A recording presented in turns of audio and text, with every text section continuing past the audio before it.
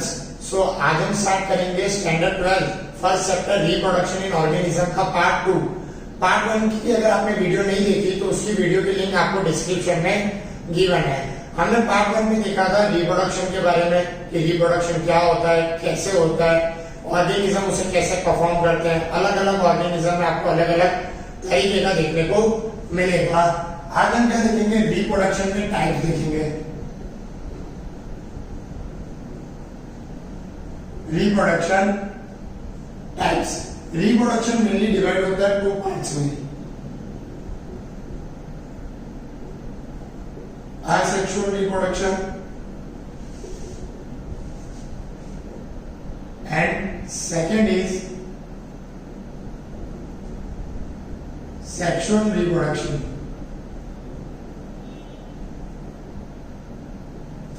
Okay, now asexual reproduction and sexual reproduction। अब asexual reproduction क्या होता है? When a single parent is capable to produce an offspring is called the asexual reproduction। Means जब एक single parents ही capable होता है new means नया organism produce करने के लिए, तो उसे हम क्या कहते हैं? असेक्सुअल रिप्रोडक्शन कहते हैं। आज स्टूडेंट्स हम असेक्सुअल रिप्रोडक्शन के बारे में देखेंगे और उसके टाइप्स के बारे में देखेंगे। नेक्स्ट लेक्चर में हम सेक्सुअल रिप्रोडक्शन के बारे में देखेंगे। तो सबसे पहले असेक्सुअल रिप्रोडक्शन के भी हमें कई सारे टाइप्स देखने को मिलते हैं।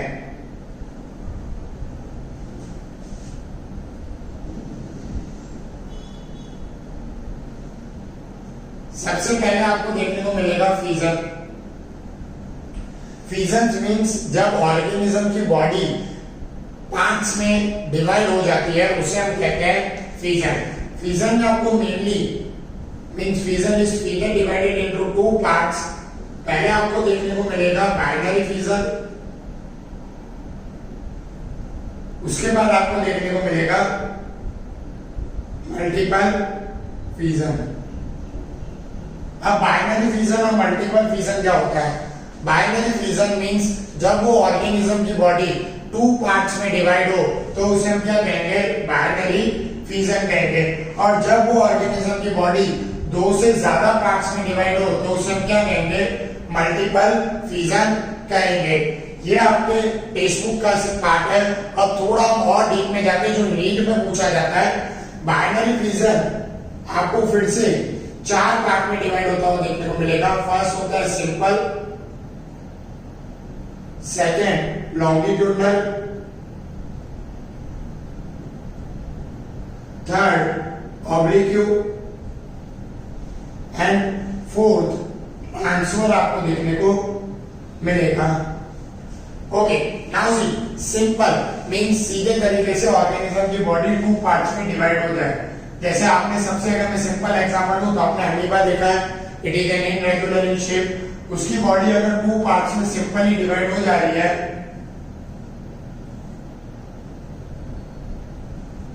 so this type of reproduction is known as a simple binary fusion।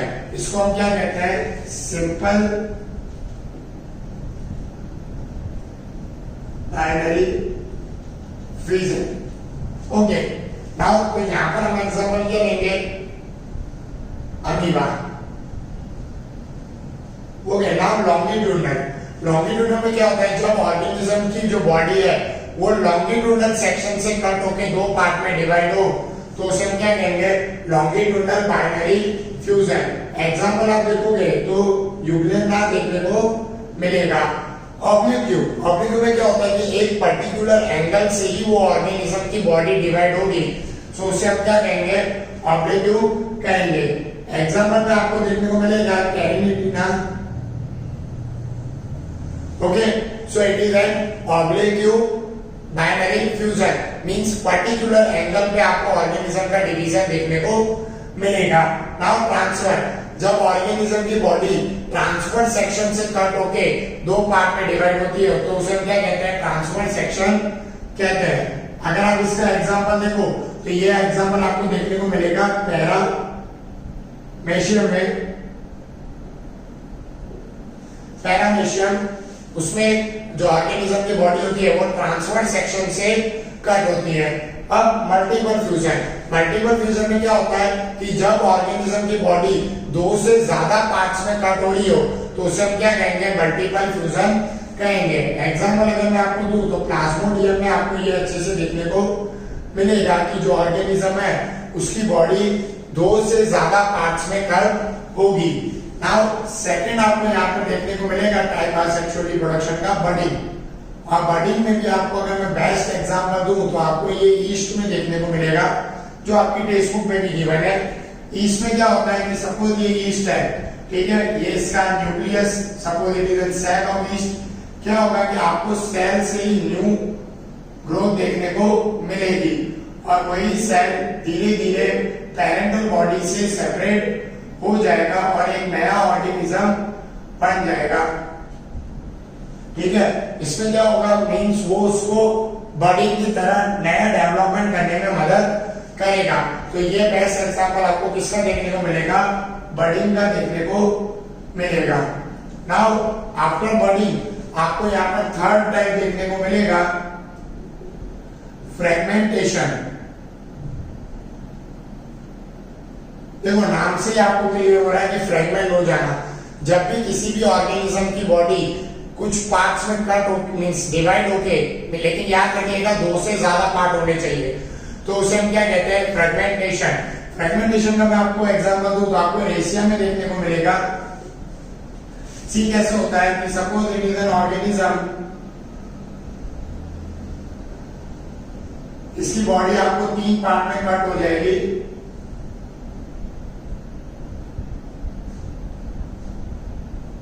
और ये तीनों फिर नया ऑर्गेनिज्म बनाना स्टार्ट कर देंगे।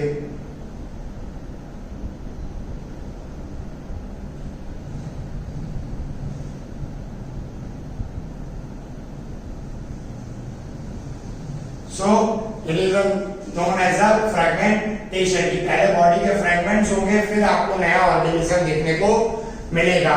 नाउ फोर्थ आपको देखने को मिलेगा रीजनरेशन।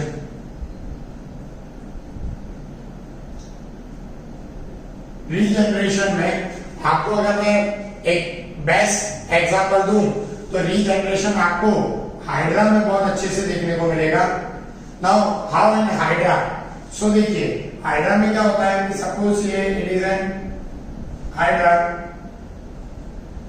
हाइड्रा एक वाटर ऑर्गेनिज्म है, ये आपको पानी के अंदर देखने को मिलेगा।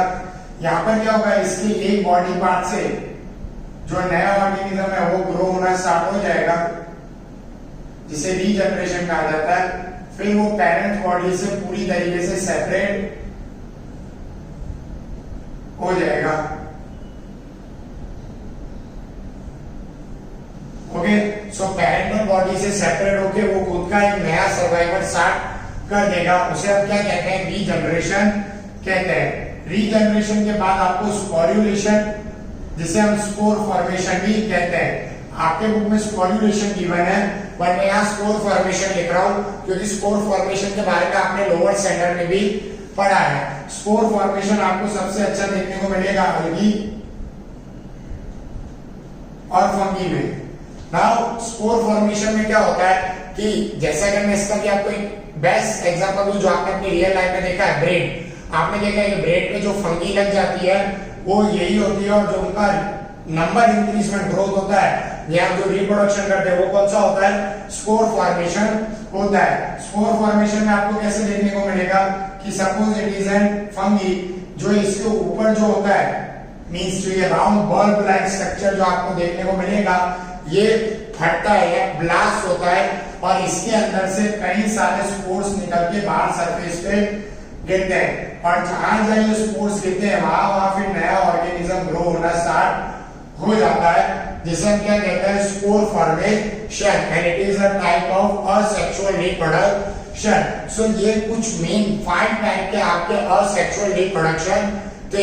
एक और टाइप का आपको असेक्सुअल रिप्रोडक्शन देखने को मिलेगा, कौन सा है वो, vegetative propagation. Now vegetative propagation, अब वेजिटेटिव प्रोपगेशन क्या होता है, तो फिर से मैं आपको एक स्मॉल एग्जांपल से इसको समझाने की ट्राई करूंगा। Suppose it is N potato, potato में आपको छोटे छोटे यहाँ पे क्या देखने को मिलते हैं, होल्स, जिन्हें आप बग्स और आइस कहते हो। इन आइस पे आपने कभी कभी देखा होगा कि आपको कुछ लीव्स जैसा स्ट्रक्चर ग्रो होता हुआ देखने को मिलेगा, यहाँ डार्क डॉट जैसा हो जाता होगा। सो यहाँ पर क्या जो थोड़ी बहुत ग्रोथ देखने को मिलती है प्लांट के ऊपर या फ्रूट के ऊपर, तो उसे हम क्या कहते हैं, वेजिटेटिव प्रोपोगेशन कहते हैं। इससे अच्छा अगर आपको देखना तो आपको बैरोफाइटा प्लांट्स की लीव्स के ऊपर देखने को मिलेगा।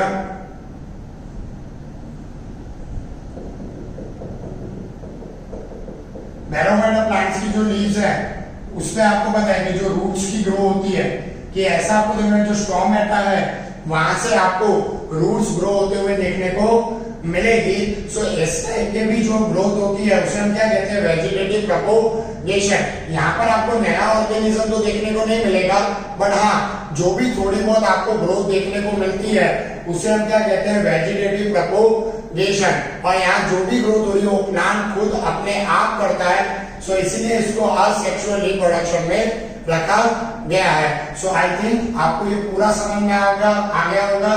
सो आज हमने असेक्सुअल रिप्रोडक्शन के टाइप्स देखे, फिजन, बाइनरी, मल्टीपल, बाइनरी के कुछ और part, simple, longitudinal, oblique and transfer, budding, ईस्टमेन, फ्रेगमेंटेशन, रेशिया, degeneration, hydra, spore formation, algae और fungi and vegetative propagation. Next lecture में हम सेक्सुअल रिप्रोडक्शन के बारे में देखेंगे deeply and for need also हम उसके बारे में स्टडी करेंगे। इफ स्टूडेंट्स आपको कोई भी इसके रिलेटेड डाउट हो तो आप कमेंट सेक्शन में पूछ सकते हो। और स्टूडेंट्स बहुत जल्दी हम मॉक टेस्ट भी स्टार्ट करेंगे for 11th and 12th standard for NEET के लिए, जिसमें आपको कई सारे एमसीक्यूज के आपको टेस्ट और एमसीक्यू का सॉल्यूशन यहाँ पे देखने को मिलेगा। सो अगर आपको इसमें कोई भी डाउट हो तो आप कमेंट सेक्शन में पूछ सकते हैं। नेक्स्ट लेक्चर में सेक्सुअल रिप्रोडक्शन देखेंगे। So thank you for watching this video, bye.